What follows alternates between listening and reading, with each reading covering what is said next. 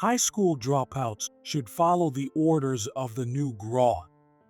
Thomas Hanks, the elite manager of the manufacturing department, told me this with a sneer. David Cross, the new grad, looked terrified as he glanced at both Thomas and me.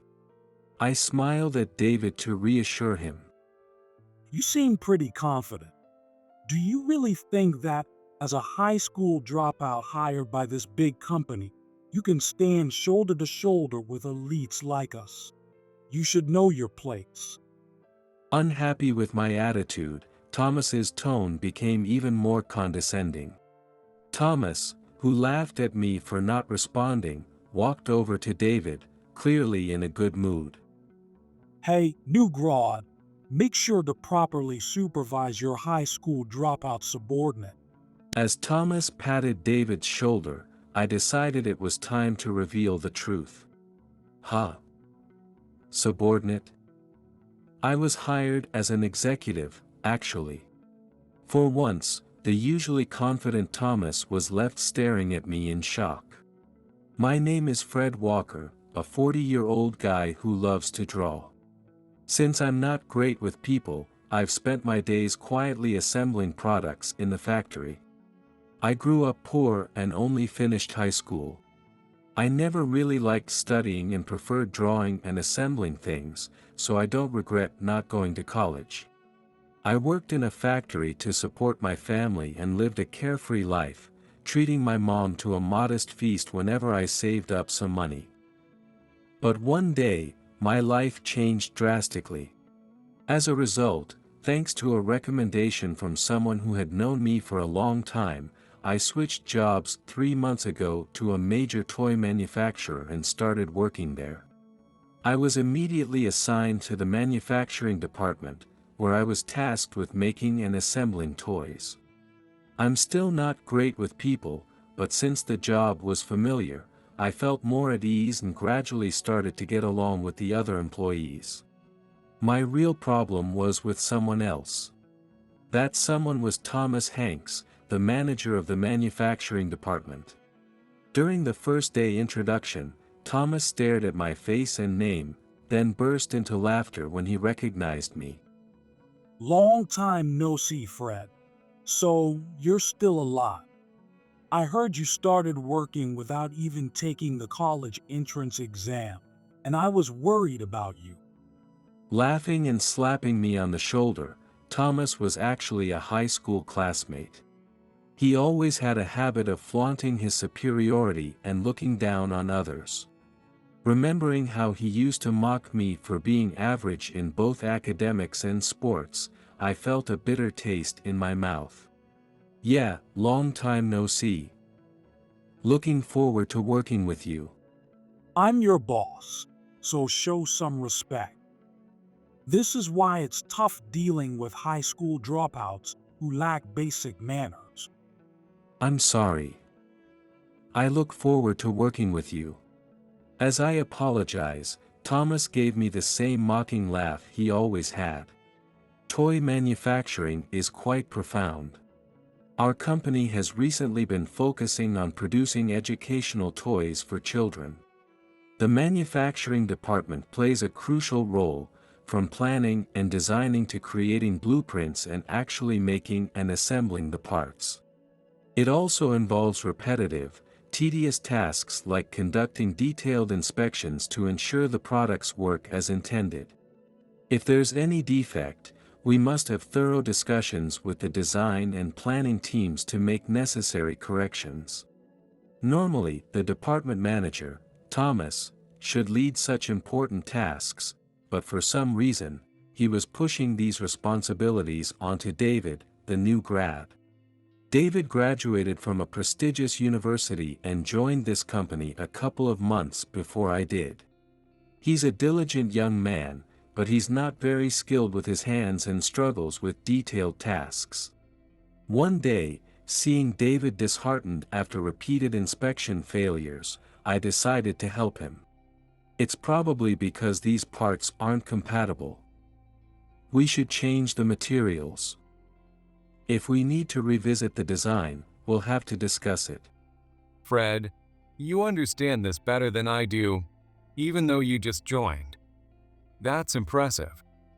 David's face lit up as he said this, and he started bombarding me with questions about other concerns. In my previous job, I rarely interacted with other employees, so being praised so straightforwardly made me feel a bit uneasy. Thank you, Fred. Thanks to you, I've learned a lot. Feel free to ask me anytime. That's great. I have a dream of delivering toys I've designed to children. I'm studying hard to achieve that. And I'm planning to enter the company's internal contest in 3 months. In 3 months, there's a company-wide design contest open to all departments. If you get the manager's approval, your design can be evaluated directly by the company's executives, including the president, making it a unique and exciting opportunity. I've heard that many young employees with dreams, like David, enter this highly anticipated contest. That's awesome. You should definitely go for it, I said, and he smiled happily, but his expression quickly darkened. What are you chatting about, David? Can't you do your job just because some high school dropout is bothering you? It was Thomas, entering the inspection room with a sour expression. Thomas looked displeased as he watched me and David together. I had sensed for a while that Thomas was jealous of David, who was clearly talented, and was treating him poorly. I couldn't help but speak out forcefully to Thomas. With all due respect, isn't this job something you, as the manager, should be responsible for? David is doing a great job. Thomas flinched for a moment at my sudden defiance but quickly retorted. What? I'm busy, and I'm giving this task to help train the new grad. Don't get cocky, dropout. David, hurry up and prepare the report for me. Angry at my words, Thomas stormed out of the inspection room. Despite being the manufacturing supervisor, Thomas spent more time on the phone in his office or visiting other offices than on the shop floor. The staff seemed accustomed to his behavior, and no complaints were ever raised. It seemed they wanted to avoid being targeted by Thomas. From that incident onward, I clearly upset Thomas. He started watching my every move, ready to yell at me for any mistake in front of everyone. You can't even do this right? You drop out. Don't think you can criticize my methods.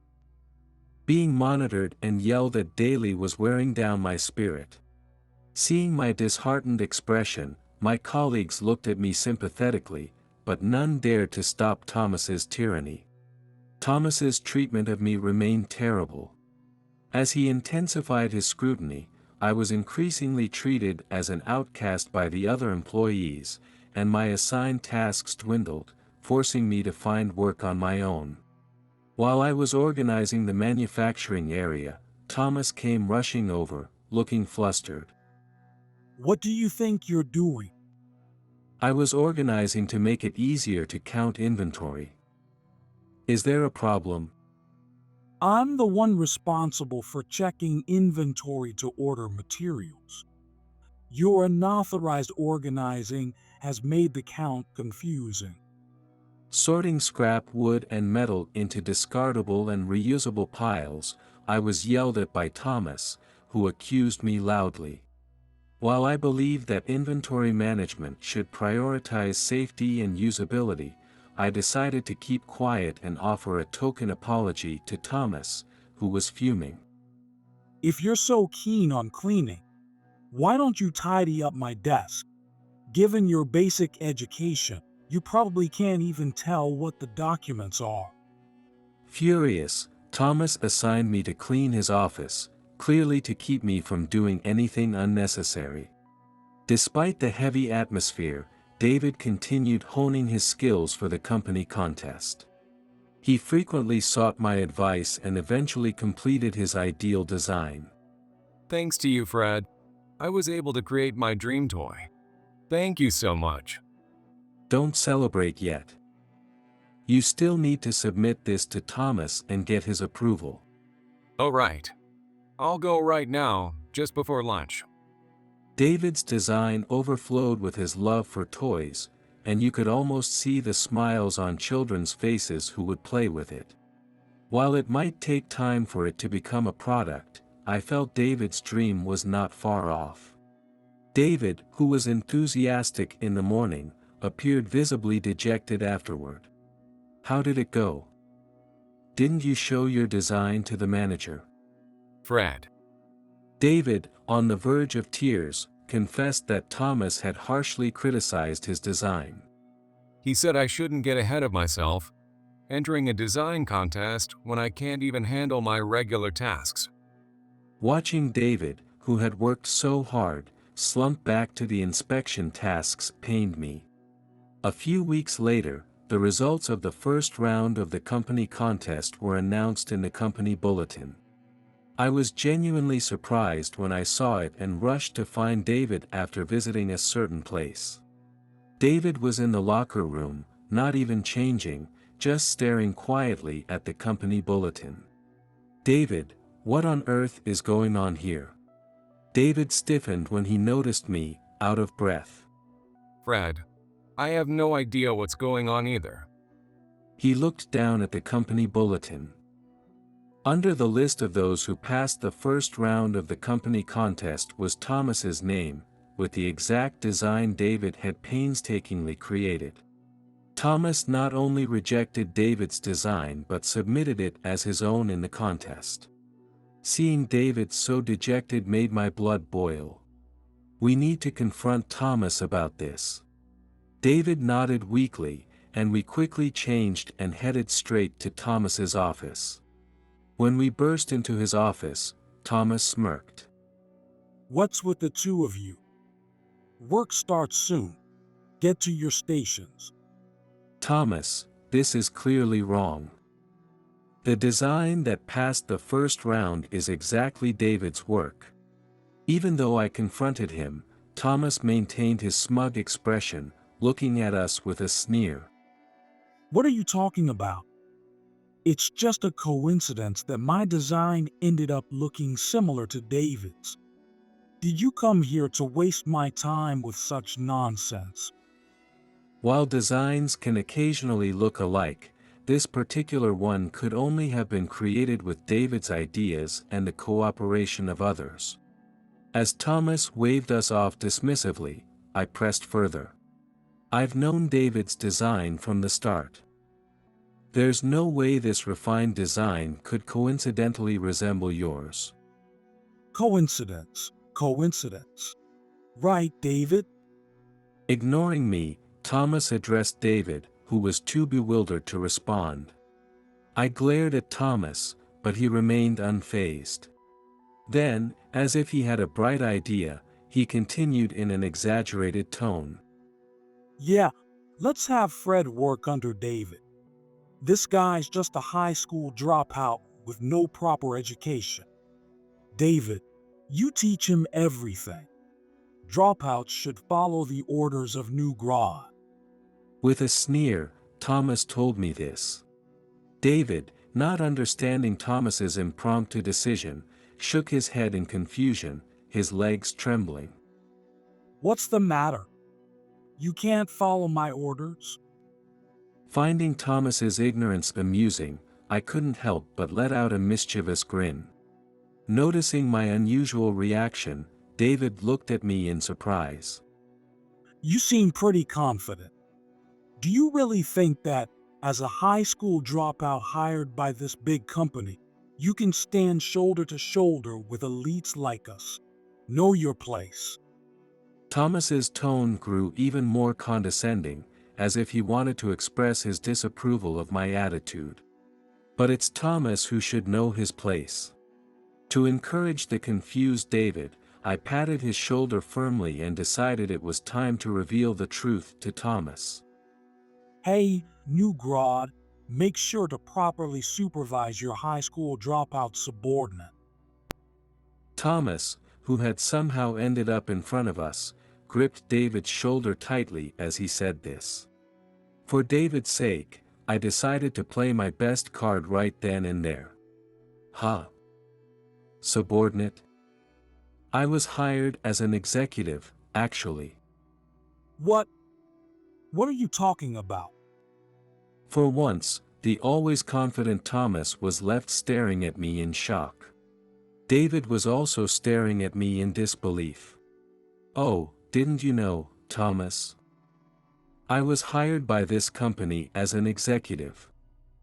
I asked the president to start on the shop floor to understand the operations, but I'm scheduled to move to another department next month. No way. You were too poor to even go to college.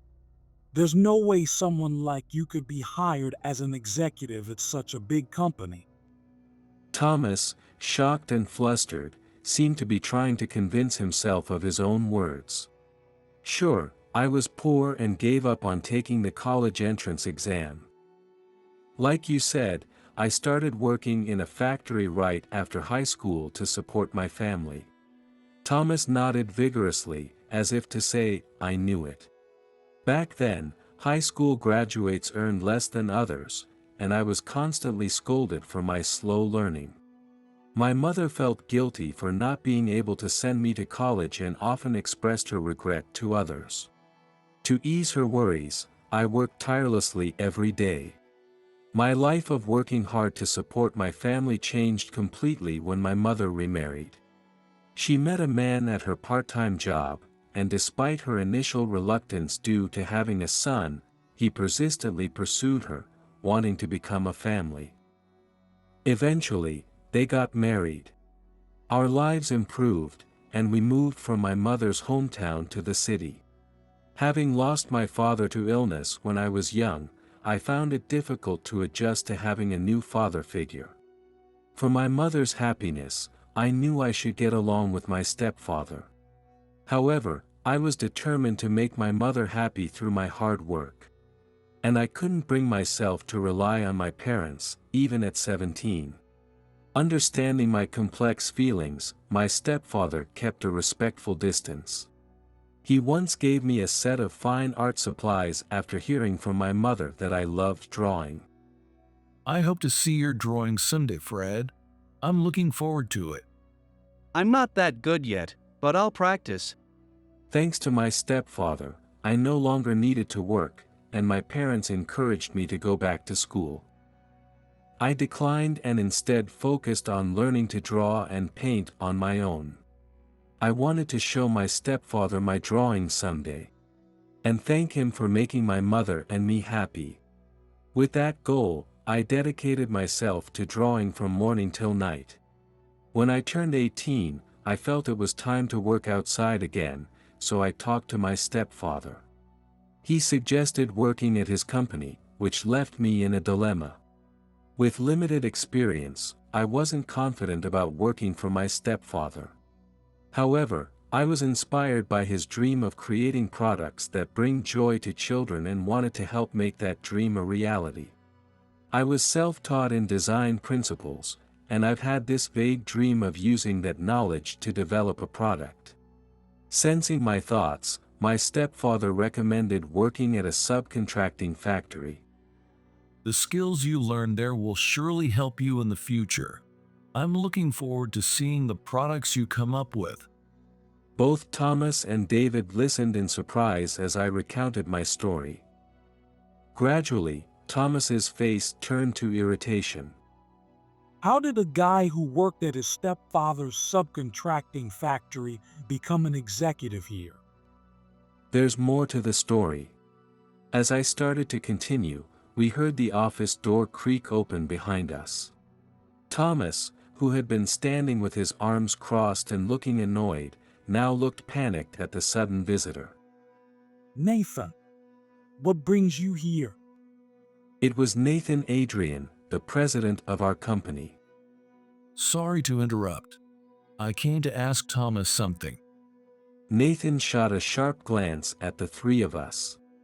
I nodded in acknowledgement, and he turned to Thomas. Fred informed me that your idea might be plagiarized. Could you explain? Before finding David, I had stopped by the president's office to report the incident directly. Yes. It seems my design coincidentally resembles David's. I did not plagiarize. The manager probably never expected the president to come and inquire directly. Thomas stood rigidly, sweating profusely, as he pleaded his innocence. The manager says so. But what's your view, Fred? Do you have any proof that David's idea was plagiarized?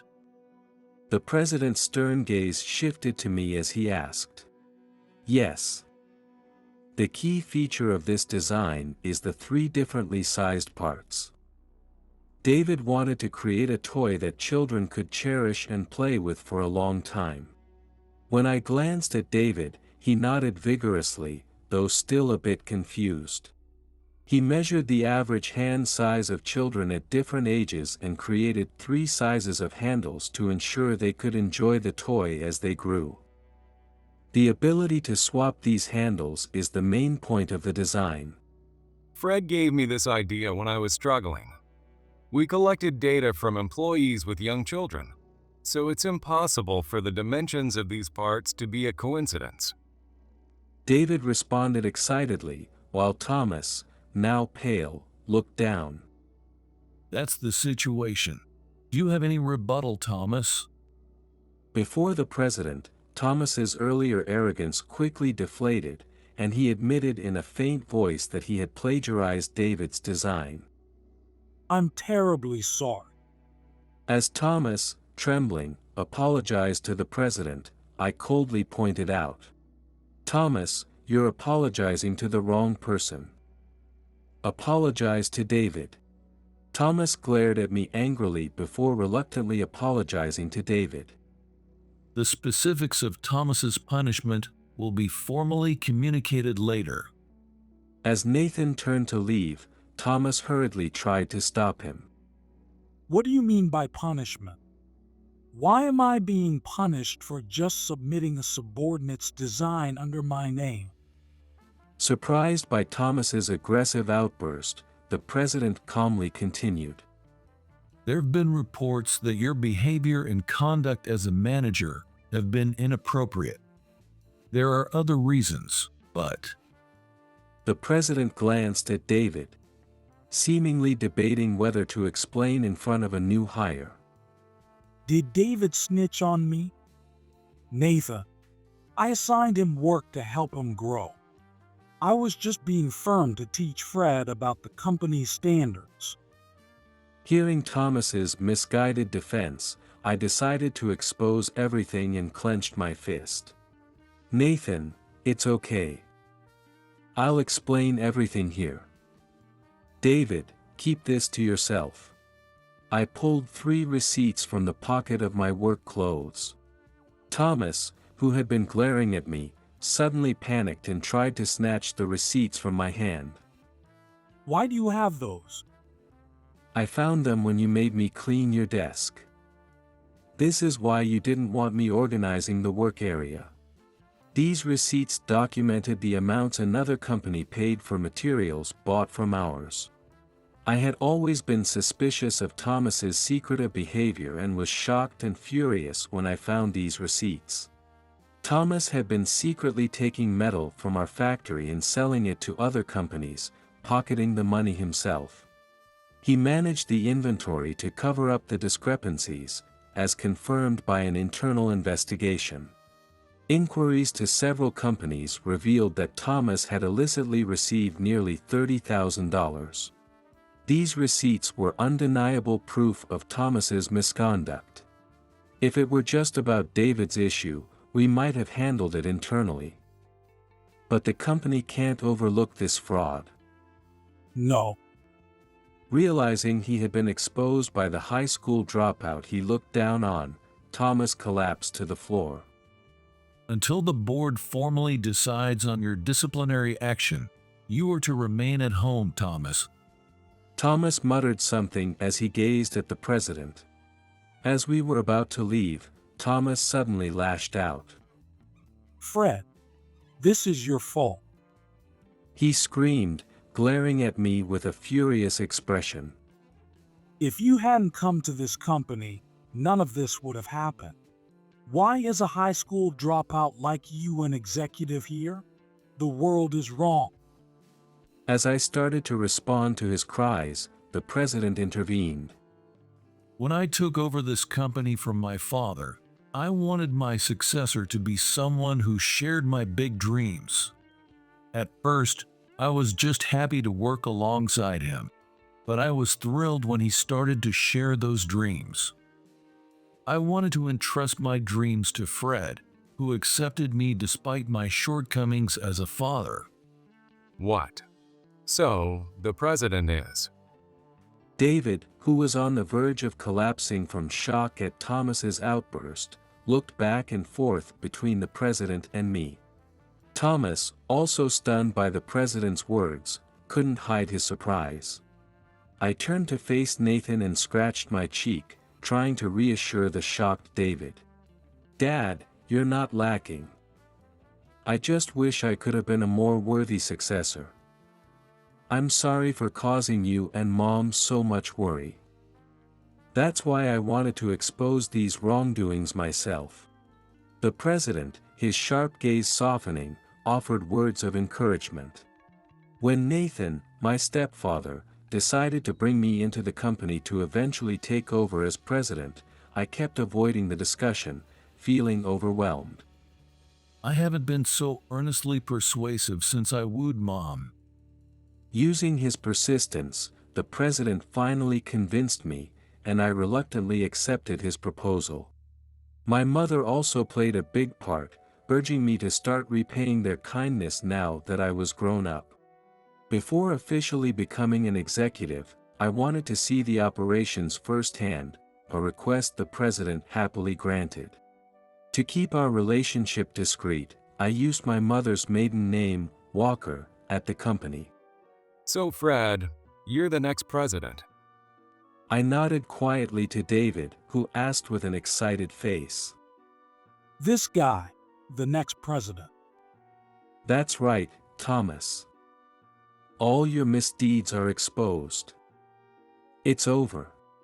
Having disregarded a talented subordinate and looked down on me for being a high school dropout, Thomas dropped to his knees, his shoulders slumping.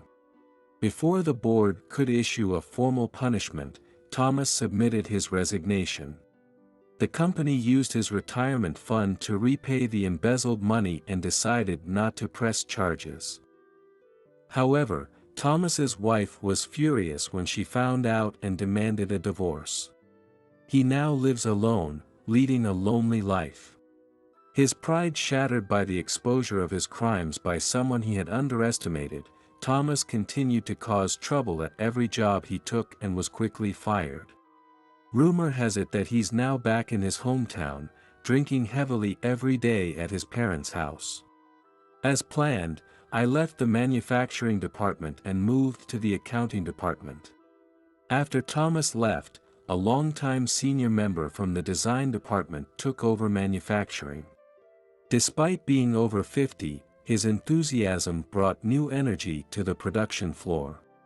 Meanwhile, I struggled with my new job, making frequent input errors that the accounting manager had to correct.